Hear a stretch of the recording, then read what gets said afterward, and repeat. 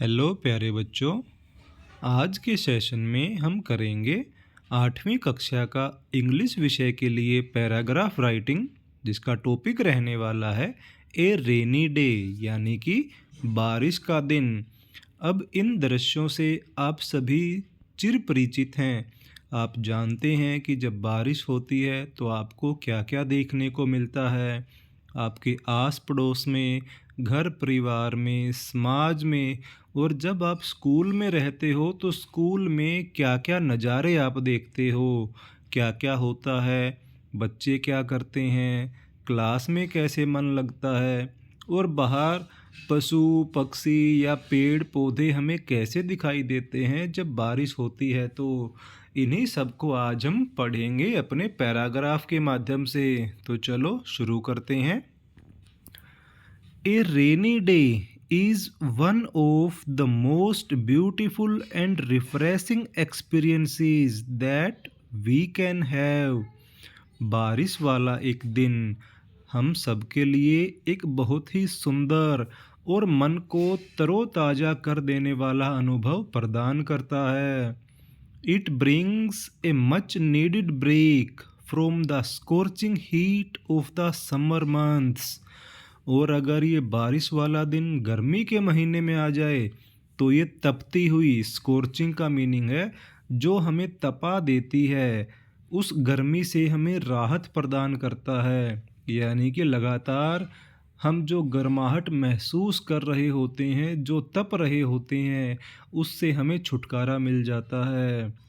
It is also a time to relax and enjoy the beauty of nature.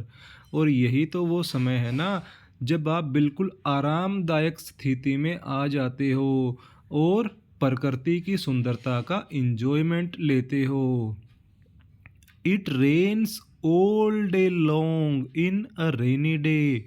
कभी कभी तो ऐसे दिन भी आते हैं ना जब सुबह से लेकर के शाम तक बारिश ही बारिश होती रहती है, हमें लगता है ना रुक ही नहीं रही है। The sky remains overcast with clouds. पूरे दिन आसमान में बादल छाए रहते हैं। A cool and fresh breeze can be felt. ठंडी ठंडी और तरोताज़ा हवा हमें महसूस होती है। ब्रीज का मीनिंग होता है एयर, हवा। Birds and animals are seen to take a safe shelter. जब तेज बारिश आती है तो यदि आपने पक्षियों को और पशुओं को देखा होगा तो वो भी अपने छिपने के लिए सुरक्षित जगह को ढूंढते हैं। शेल्टर का मीनिंग होता है रहने की या छिपने की जगह। People hardly go out of their homes. लोग बड़ी मुश्किल से अपने घर से निकल पाते हैं। And those who go out, यानी कि जो लोग बाहर निकलते हैं, get drenched and stop midway. Drenched का मीनिंग होता है भीग जाना। जो बारिश के समय बाहर निकलते हैं वो बिल्कुल भीग जाते हैं और उन्हें रास्ते में ही रुकना पड़ जाता है।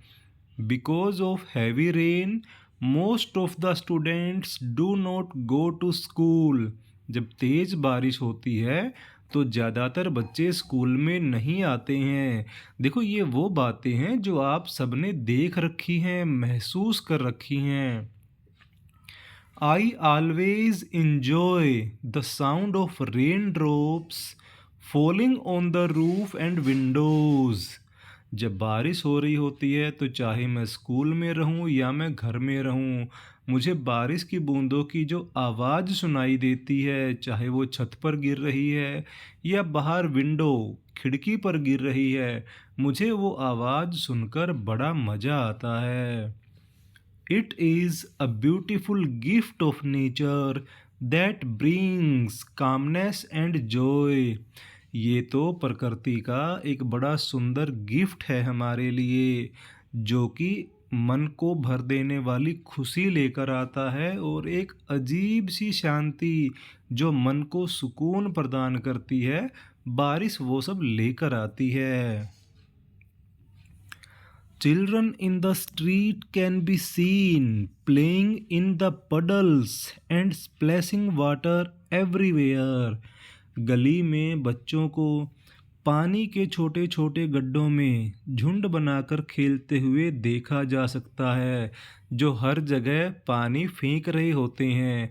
आपने भी देखा है ना, जहाँ गली में कहीं पर पानी इकट्ठा हो जाता है तो बच्चे उसमें जंप करने लगते हैं, यानी कि सब उस पानी को बिखेरने लगते हैं। Rainy days give us a break from the usual heat and dust.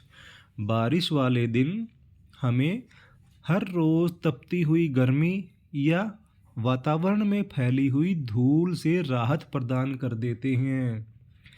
They help plants grow and clean the air. वे पौधों को ग्रो करने में मदद करते हैं और हवा को साफ कर देते हैं। I love rainy days because they make everything look clean, green and beautiful। मुझे बारिश के दिन इसलिए पसंद हैं क्योंकि वो हर चीज़ को तरोताज़ा, हरा भरा और सुंदर कर देते हैं। यानी कि हमारे आसपास वातावरण में जो भी गंदगी फैली हुई होती है, हवा में जो हमें गंध महसूस होती है, बारिश उन सबको धुल देती है, साफ़ कर देती है और हमारे इन्वायरमेंट को हमारे लिए बिल्कुल तरोताज़ा कर देती है। तो प्यारे बच्चों, ये पैराग्राफ बिल्कुल आपके अनुभव के आधार पर भी लिखा जा सकता है, क्योंकि आप सब अच्छी तरीके से चिर परिचित हो एक बारिश के दिन क्या क्या एक्टिविटीज़ आप करते हो और क्या क्या दूसरों को करते हुए देखते हो। बस आपको करना क्या है कि उन्हीं एक्टिविटीज़ को आपने इंग्लिश में लिखना है, क्योंकि हम किसकी तैयारी कर रहे हैं, 8th क्लास की इंग्लिश की। तो ये था आज का टॉपिक जिसमें आपने पढ़ा रेनी डे। Thank you.